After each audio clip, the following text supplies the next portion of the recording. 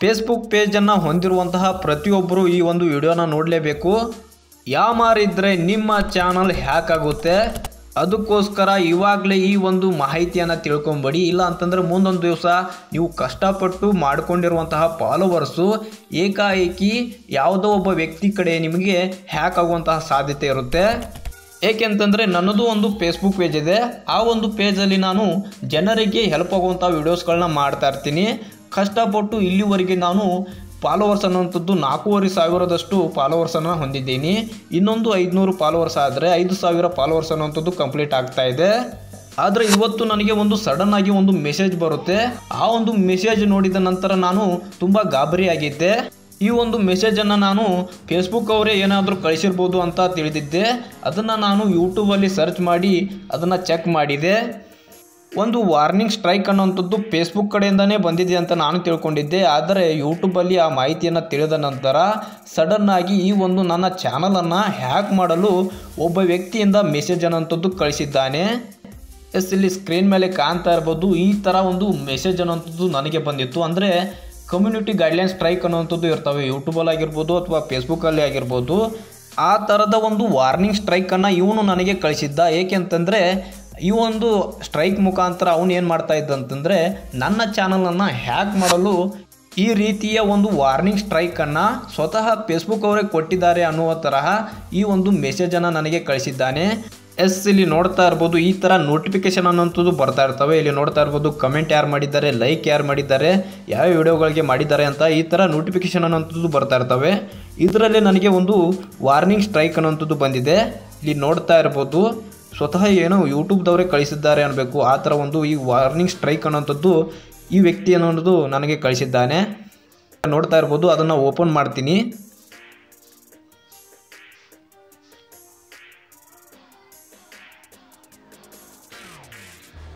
ಇಲ್ಲಿ ನೋಡ್ತಾ ಇರ್ಬೋದು team monetization sent you warning C Y ಅಂತ ಕೊಟ್ಟಿದ್ದಾನೆ.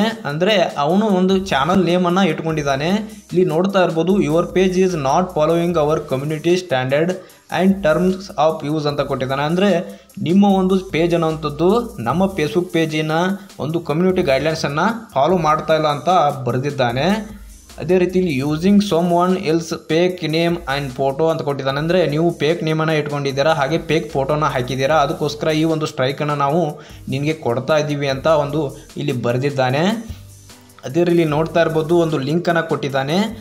ಇಲ್ಲಿ ಹಬ್ಸ್ ಆನ್ಲೈನ್ ರಿವ್ಯೂ ಅಂತ ಕೊಟ್ಟಿದ್ದಾನೆ. ಅಂದರೆ ಈ ನಿಮ್ಮ ಚಾನಲನ್ನು ನೀವೇನಾದರೂ ಉಳಿಸ್ಕೊಳ್ಬೇಕು ಅಂತಂದರೆ 24 ಗಂಟೆಯಲ್ಲಿ ನೀವು ಏನು ಮಾಡಬೇಕು ಅಂತಂದರೆ ಇಲ್ಲಿ ರಿವ್ಯೂವನ್ನು ಅಪ್ಲೈ ಮಾಡಬೇಕು. ಇಲ್ಲ ಅಂತಂದರೆ ನೀವೇನಾದರೂ ಈ ಒಂದು ರಿವ್ಯೂ ಅಪ್ಲೈ ಮಾಡಲಿಲ್ಲ ಅಂತಂದರೆ ನಿಮ್ಮ ಒಂದು ಫೇಸ್ಬುಕ್ ಪೇಜ್ ಅನ್ನುವಂಥದ್ದು 24 ಗಂಟೆಯಲ್ಲಿ ಡಿಲೀಟ್ ಮಾಡಲಾಗುತ್ತೆ ಅಂತ ಇಲ್ಲಿ ಬರೆದಿದ್ದಾನೆ. ಇದನ್ನು ನಾವು ಏನಾದರೂ ಗಾಬರಿ ಆಗಿಬಿಟ್ಟು ಸಡನ್ನಾಗಿ ಈ ಒಂದು ಲಿಂಕ್ ಮೇಲೆ ಕ್ಲಿಕ್ ಮಾಡಿ, ಎಕ್ಸಾಂಪಲ್ ಇವಾಗ ನಾನು ಕ್ಲಿಕ್ ಮಾಡ್ತೀನಿ ನೋಡಿ,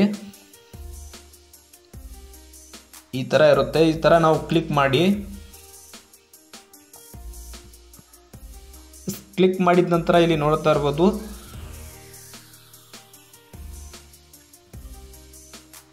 ಈ ಥರ ಅಪೀಲ್ ಮಾಡಲು ಒಂದು ಕೇಳ್ತಾ ಇರುತ್ತೆ.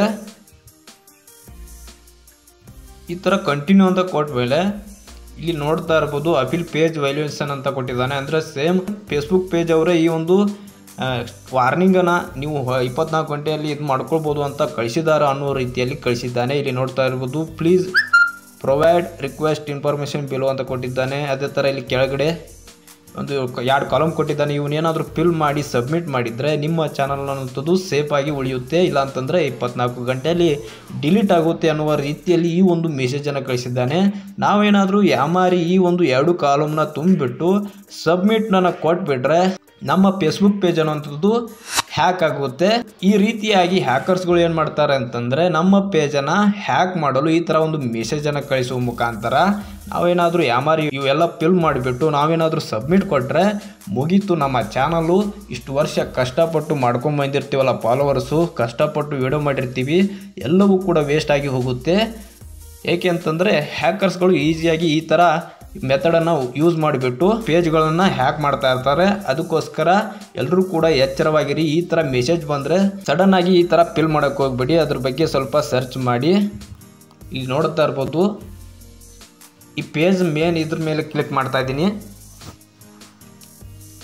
ಎಸ್, ನೋಡ್ತಾ ಇರ್ಬೋದು ಅವನು ಒಬ್ಬ ನಾರ್ಮಲ್ ವ್ಯಕ್ತಿ ಆಗಿದ್ದಾನೆ. ಕೇವಲ 424 ಫಾಲೋವರ್ಸ್ ಮಾತ್ರ ಹೊಂದಿದ್ದಾನೆ. ಫೇಸ್ಬುಕ್ ಪೇಜ್ ಅನ್ನೋಂಥದ್ದು ಈ ರೀತಿ ಇರಲ್ಲ. ಅದರಲ್ಲಿ ಡಿ ಪಿ ಇಟ್ಟಿದ್ದಾನಲ್ಲ ಫೋಟೋ, ಅದ್ರ ಮೇಲೆ ಕ್ಲಿಕ್ ಮಾಡಿದರೆ ಇಲ್ಲಿ ನೋಡ್ತಾ ಇರ್ಬೋದು ಒಂದು ಫೋಟೋ ಇದೆ.